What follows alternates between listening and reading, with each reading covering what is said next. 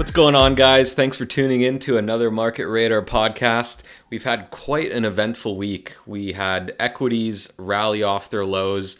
The NASDAQ is now slightly above Momo, and we had bonds reverse as well. We had the dollar drop pretty hard today on Friday. We even have commodities going down, crude oils going down. So we had a lot happen this week, a lot of reversals going on. And so we want to talk about what this means, especially what this means in terms of stage 3 and stage 4, because we did see some moves that are very indicative of what we would normally see in stage 4. So we want to talk about, is stage 4 coming? Are we still in stage 3? Is this a fake out? But first, let's go over the NASDAQ. The NASDAQ is at Momo. This is ahead of the S&P and the Russell especially. Those are still lagging behind quite a bit. No Momo touch yet from the S&P. Russell's still quite a bit behind. But the NASDAQ is now above it. This is ideally the best risk to reward scenario if someone's looking to go short. This is the best time to do it in terms of DDAP and the system, using a bullish trend flip as a stop loss if going short. And if you look at ES, you could see we had a similar opportunity earlier just last month, and so that's the exact same play you would do that some members did, is shorting at Momo there and using a bullish trend as a stop loss. But let's go over into the topic of the day. So Gamma, this bond move that we saw, it's really only been the last 2 days. So Thursday and Friday were the real moves. What is this telling us? Is this telling us that the market's starting to think a recession's finally coming and stage 4 is finally coming? Yeah, so you can look at it two ways. And I think the market's not so much thinking that. It's more of the market's more pricing in that soft landing scenario than a stage 4 slash recession. That's what stage 4 is, right? It's a recession slowdown, right? So obviously, rates coming down could also mean a further pricing of the soft landing, theoretically, right? And the idea of that is that the Fed came out this week and was very, I wouldn't say they were very dovish, but they were not nearly as hawkish as they previously were. They said that recession is no longer in their forecast. Well, do you think that And was a mistake for them to do that? I think so, to a degree, right? But back to your original point, and we'll go on to the Fed in a second. I do think that the market might be slowly, it's flirting with the idea that we're going to get a soft landing and the idea that stage 4 is coming. But I want to correct myself, and I want to say the market is, it's certainly leaning more towards stage 4, right? And it's the back half of this stage 3 of the compound landing where we're basically max or at the peak soft landing pricing, where it's almost hard to tell what that pivot is. Are you taking a step back into stage 3 where you're going to keep churning out that idea that, oh yeah, the economy's just fine, we're just going to have rates come down gradually? Or is this the point where rates start coming down gradually and then all at once, right? And I'm not, when I say all at once, I don't mean So zero, but you get my point. what are you looking at when you're saying that the market is fully pricing in a soft landing? Are you looking at the EFFR futures and the break evens, because that's what I would expect to be Yes, looking at? yes. So number one, we're looking at the expectations of policy in the next 12 months slash the end of 2024, right? What does the Fed expect to do by the end of 2024? And we're looking at about 100 basis points right now of rate cuts into the end of 2024. Now, that is, I think, a little too aggressive when break evens are still rather sticky and inflation isn't near target yet, right? So it doesn't make sense that we're going to start picking up rate cuts. I mean, the market's going to automatically do this because it's going to try and get ahead of the curve. If what Powell basically did this week, right, for those that really want a simplified answer, is Powell basically said we're not In layman's terms, he said, we're not going to hike interest rates anymore. And we're going to sit on the ball here and just wait for inflation to come down to target. That's pretty much what he said. And he said that by saying that they're basically conducting policy with great uncertainty, right? He emphasized that. And then he also said that they've reached a place where things are balanced between doing too much or doing too little. So that he's basically saying that really a further ramp in in additional restrictive policies unlikely. So the Fed's going to pretty much monitor the the inflation outlook going forward, and what that's going to do for the market, right, is the market's going to automatically start picking up on rate cuts because the Fed's not going to hike rates. The odds of them holding rates indefinitely are low, right? Because the odds of some sort of recession or growth slowdown happening obviously are not zero. So as those pick up, rate cuts are getting priced in. And that's what you're seeing. You're seeing 100 basis points of rate cuts. But I don't think we can price that out accordingly. And I think what that's basically trying to do, what the market's trying to do in this scenario, is price in that soft landing, right? So by putting 100 basis points out over the next 12 months, what the market's saying is, well, the Fed's not going to have to cut aggressively, maybe a rate cut every other meeting, right? Something like that. They're not going to have to be that aggressive.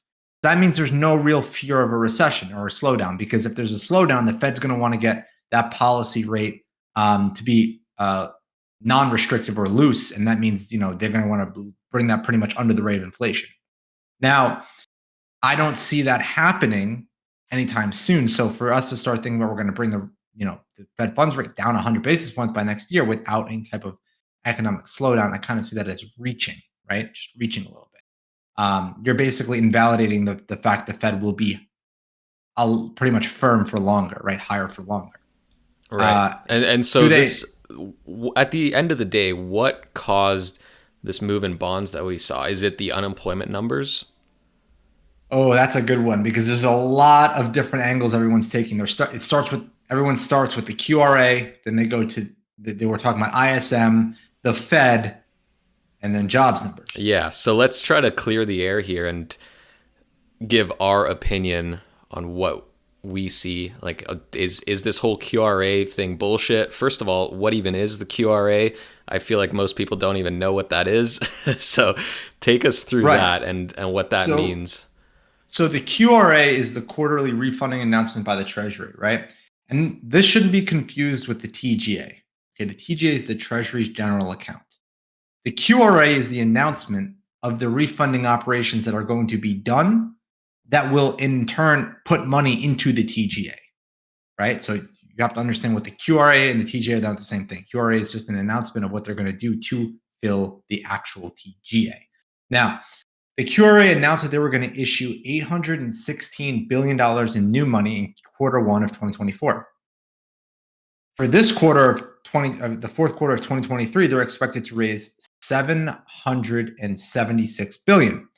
Now, the most important part of this announcement isn't really so much the final amount being raised, but it's more so where this money is coming from, right? So the announcement basically illustrated that 338 billion of that 816 billion, 338 billion of that 816 billion is coming from duration, right? So nearly 50% of that new money being raised in quarter one of next year is going to be from duration. Now, this is up, 348, not 338. 348 is this quarter, but 338 of that 816 billion. We're currently looking at 338 billion for this quarter. Simply put, the Treasury is targeting duration to issue bonds or issue money via bonds because it's cheaper. If we look at a yield curve, we can take a look right here on the yield curve.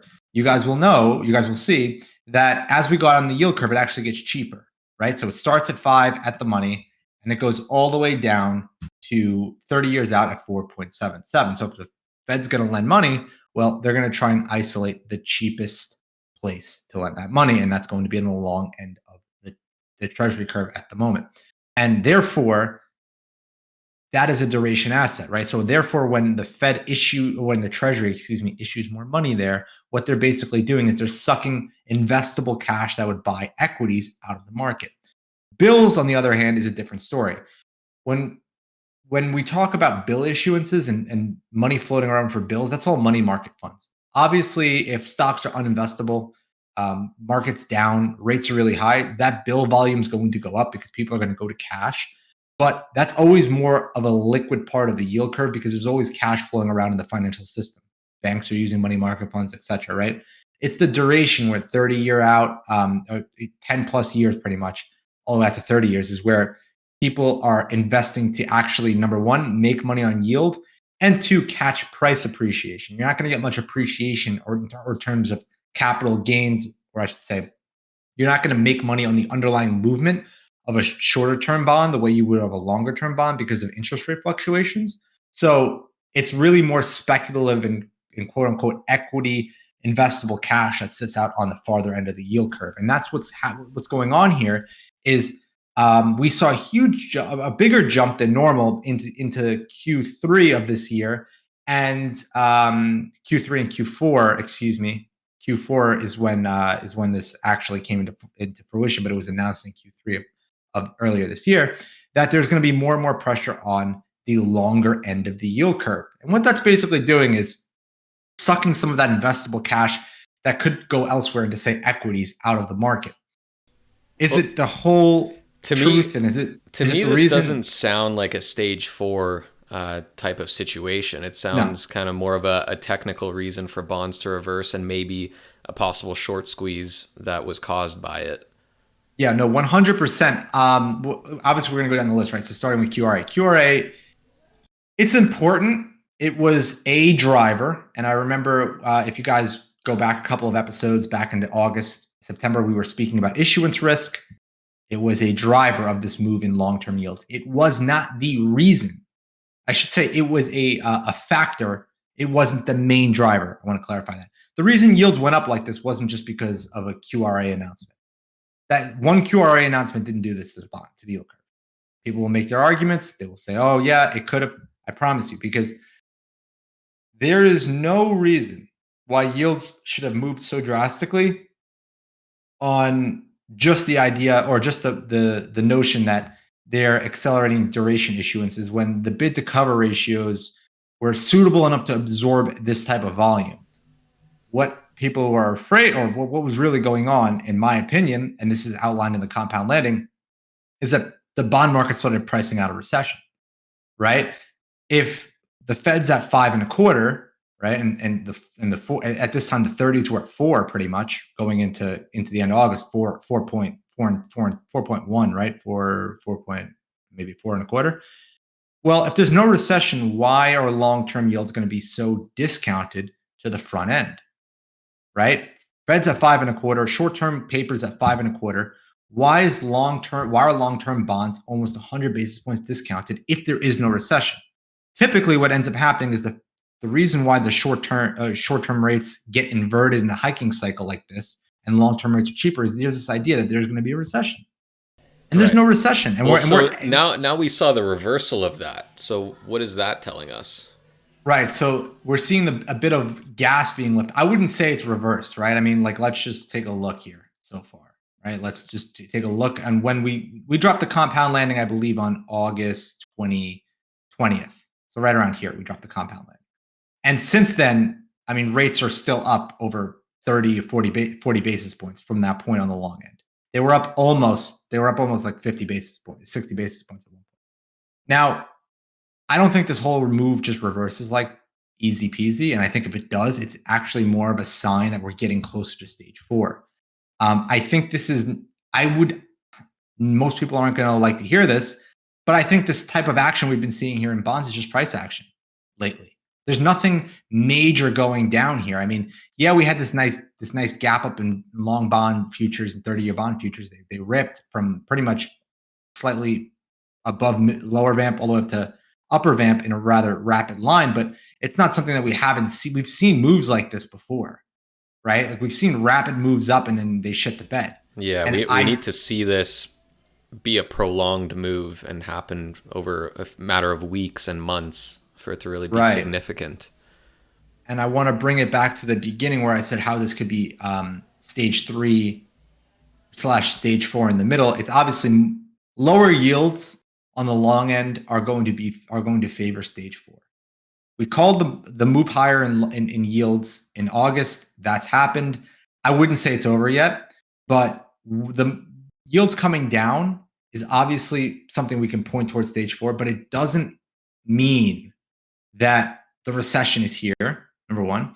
It also doesn't mean that stage 3 is over, because like I said, stage 3 can trend along in, we can, the 30-year can bounce around here in 5, right? 4.4 and 3/4 and 5 for the next 3 months if it wants to. And that will again just indicate further tightening financial conditions, because mortgage rates are going to stay elevated. All types of loans from 10 years and up is going to stay elevated. 30 years up here, the 10 year is going to be elevated as well. If we take a look at the 10-year, it's very similar, right? From August, we're up. So as long as rates stay up, it doesn't matter if they're necessarily going up. They don't need to actually climb every single day. Oh, stage 3, stage 3, stage 3. And then the second they drop up, stage 3 is over. That's not how it works. We've shifted out of stage 2, and stage 3 is dynamic. It's a rubber band, basically. As we progress through stage 3, we can take some steps back. And think of it like, as you take steps back in stage 3, if you step back hard enough with rates falling fast enough, you send yourself into stage 4. So just think about it like that. Like if the rubber band eventually snaps and you get thrown into stage 4. Yeah. And that's where we see the long end of the yield curve, crumble, right? And we see long bonds shoot up, something similar to this over here, right? In 2018, and really rip. We don't see that in stage 3. That's not stage 3, that's stage 4. And some other things to keep in mind are commodities, like you said earlier, commodities, right? So let's take a quick look at commodities. They are they're holding on by a thread. And the question now is, are they going to break down and really push down to Momo and flip trend, or are they just going to consolidate? Again, this is not a stage 4 indicator at the moment. Stage 4 is going to look something like this. Commodities going into bearish trend, and we can go back to 2018 for a better explanation. Here, this is what stage 4 looks like. Commodities get hurt, okay? Without that, well, then we're still in stage 3. Another indicator we'll talk about quickly is the dollar. The dollar is still bullish. Nice little sell-off on Friday session, during Friday session, but we're still bullish. Stage 4 for the dollar is going to send this higher as all the other economies slow down and everyone chases the juicy US Treasury yields. So until that really shifts, we have to look at the fact that rate hike expectations are down, right? The dollar's down. Commodities aren't breaking down. Bond yields are bouncing with rates coming down. Equities are up. Sounds a lot like stage 3 to me, right? It's not so much fear, but you don't really have this risk on environment either. Yeah, and I feel like the closer we get to stage 4, the more muddy the waters are going to get as certain indicators flip to pointing towards stage 4 while others are still kind of hanging out in the stage 3 area. And so the waters will get a little bit muddy, but it's just about following the trends. The trends are great because they make it a clear on or off. Are commodities bullish trend or are they bearish trend? It's a clear on or off, which helps a lot to clear up the waters a little bit. Right, exactly. And obviously, the dollar going down is something seen as a risk-on indicator, right? The dollar weakening is not something that's risk-off. Yeah. So exactly. The dollar down today, equities up, bonds up, commodities sideways. This type of price action will give the false narrative that we're in a risk-on environment. Obviously, if you follow our system, you'll know what the environment is on a daily basis. But the idea that we're in a risk-on environment is exactly what stage 3 is about.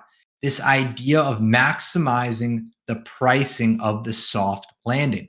As we start to play around with some, like, for example, commodities not really breaking down, but grinding lower, holding on, balancing, dollar down, equities, maybe they rally a little bit more, bonds, maybe they rally a little bit more. People are going to say, okay, Goldilocks, simple. Yeah, all Goldilocks is an excuse for another term called a soft landing. What that is in this environment. Growth's not down, inflation's down, going down, growth's not fading, Goldilocks, right? It's really like expansion, the expansion regime, but that's not where we are. And you can just tell that people will start picking up on this. I mean, this type of move in NQ, this isn't that crazy. I mean, last time we saw what? We saw a 6% move off the lows, right? And we're currently at 7.6. It's nothing mind shattering, right? But euphoria is completely different here than it was here. People are crazy. Oh, no recession, bull market's back. Crazy how people are, right? I Wait, wonder, maybe that could mean that people were feeling the pain at the lows here, whereas they weren't feeling the pain before. could very well be. And I think that again, we have to take a very broad approach and very non-emotional view on the market. All the indices, as you explained earlier, right? They're all bearish trend. Every one of these major indices are bearish trend. So it's simple. Unless they start flipping bullish trend, the risk is lower. It was chop until the Nasdaq flipped down to bearish. Then it was lower. We're having a counter trend move right now. Momo. This is the line in the sand for the Nasdaq. Could we get to upper vamp? Could we do a push?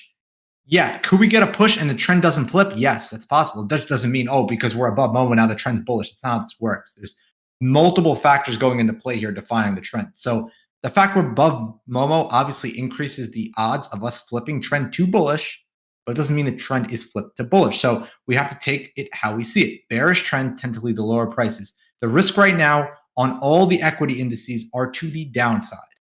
That's where the risk lies. If you play it that way, that's up to you. But that's what charts are telling us.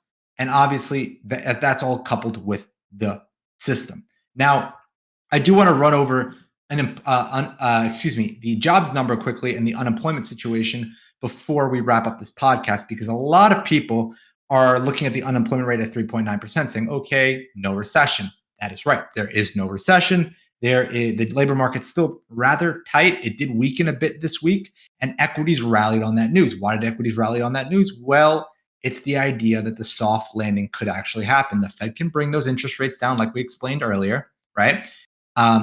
Without a recession, a growth slowdown, and achieve that soft landing. And I'll go back to what I said about the Fed earlier in this podcast, where they said they're operating with great uncertainty. Basically, what they're saying is we're restrictive, but the next move, we don't know if we're going to overhike, overcut. So we're operating with great uncertainty means we don't know what to do next. So we're going to just sit here on our hands and wait for something to happen and then just say, okay, time to move. That's what they're going to do. So if we look at the job openings to unemployed ratio, we're currently at 1.47. This is something that doesn't go back very far, unfortunately. It only goes back to 2000. So take this with a grain of salt. But this is something that you guys can watch. And out of the last three recessions, the reported recessions, they occurred while this number was below 1. What this is telling you is there is 1.47 job openings per unemployed person. This was all the way up at 2 back in the middle of Q1 of last year. Q1, Q2 of last year. This was at 2. So this is basically faded 25%, right? But the question here now is, does this deteriorate even more or does this chop around? And obviously the Fed has brought this number up. This is still a sign that the labor market remains tight. There's job openings for unemployed people. And until we start to see this degrade, I think that I want to clarify, I think we get stage 4 with this shortly thereafter going under 1. I don't think the stage 4 is going to happen without this either going under 1 or going under 1 right after it happens. So you can kind of give this like a cushionary, imagine this like a cushion. We still have some time before stage 4. Stage 4, when stage 4 hits, it could obviously accelerate the drop. I mean, we saw in 2001, this thing fell rapidly, fell almost 50 points in a little over a year. So this could easily by next year be under 1. The question is how fast do things deteriorate? And if they do deteriorate at a fast speed, obviously the market will front run this. This is a delayed indicator, but this is more of a confirmatory thing. You can look at it and say, okay, the situation is obviously not as doomsday as macro Twitter wants me to believe. Now, does that mean equities can go up? And I want to finish the podcast on equities going up, because obviously this all comes back to, do stonks go higher? My answer is very simple. In a bullish trend, they certainly could. Now, some of you guys on Twitter probably remember us about a month ago saying we can get an all-time high rally in equity, a rally to all-time highs but easily within this trend. Like the market can just continue and chug, and we can get all the way up to all-time highs. The second that changed was when ES went bearish trend. That was the sign. Okay, something's wrong. Then NQ goes bearish trend. That's really something's wrong, right? If both of these indices flip back to bullish trend, you have to respect the trend. We're still in stage 3. They are going to try and price this soft landing into the maximum amount of people possible, which means if we're in bullish trend across all the indices, maybe outside of the Russell, if we're in bullish trend on the NASDAQ and ES, I'm just going to leave it at that, the market can trend higher. That doesn't mean it's an investable regime, because what ends up happening is you can have a bullish trend that looks kind of like this and then trend sideways like this, and it doesn't actually go anywhere. Specifically, if you take a look at the ES, right? The ES is no higher than where it was in June of this year. So obviously this has gone, in the last 4 months, this has gone nowhere. So that's what you have to be careful of if you're trying to basically attack these bullish trends within risk-off regimes and long them. You have to make sure that you understand the risks that come with that. Aries does not long risk on assets and risk off regimes, or risk off assets and risk on regimes, for this very reason. It needs to have double confirmation for execution. So I want to wrap the podcast up here, guys. If you have any questions, feel free to reach out to us in our Discord. You can get onto our Discord by going to our website at market-radar.com. On our website, you'll also find access to our daily economic reports and models, and the option to sign up and get access to our Trading View indicator, which we speak about on this podcast. Thank you guys so much for listening, and have a great week.